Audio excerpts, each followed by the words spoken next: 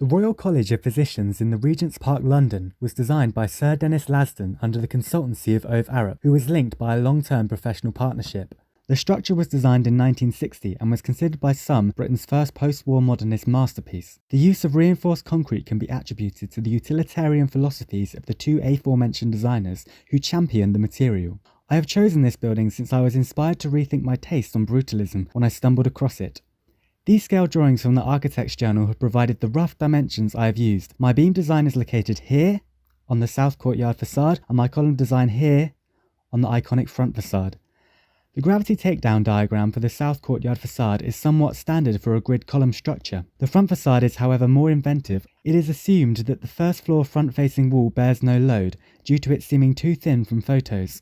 The wind load calculations indicate the highest pressures are caused by the west wind by virtue of the large open park within the dense urban landscape of London. The greatest pressure is the suction induced just beyond the west facade vertices, which is the worst case scenario I've used in the column design and this load takedown diagram, which includes two different load mechanisms.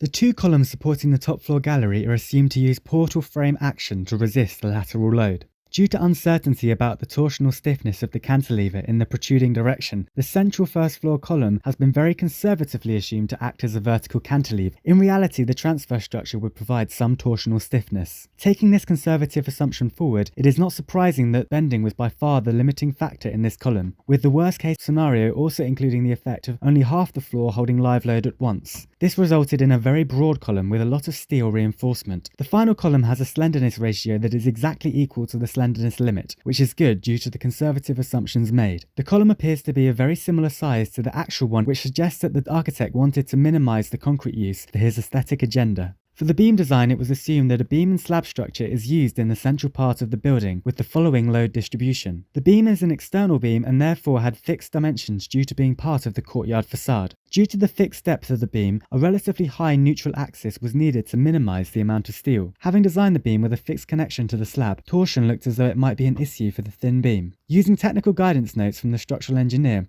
it was found that outrageous amounts of longitudinal steel would be required, leaving the suggestion of an alteration to the load takedown distribution. Though this more sustainable concept may be an insult to Sir Denis Lasdun, using a larger number of fabric-shaped columns would require a thinner transfer structure with less steel. Cutting holes in the concrete walls and replacing with glazing or cladding reduces the volume of concrete, and cambering edges creates a far more efficient structure with smaller protrusions. This quick sketch of a way to mould the transfer structure represents using either fabric or 3D printing techniques to embody the most efficient way to bear the load. Despite all this, the building has already stood for over 55 years and is Grade 1 listed, meaning this structure of great longevity is perhaps more carbon friendly than it seems.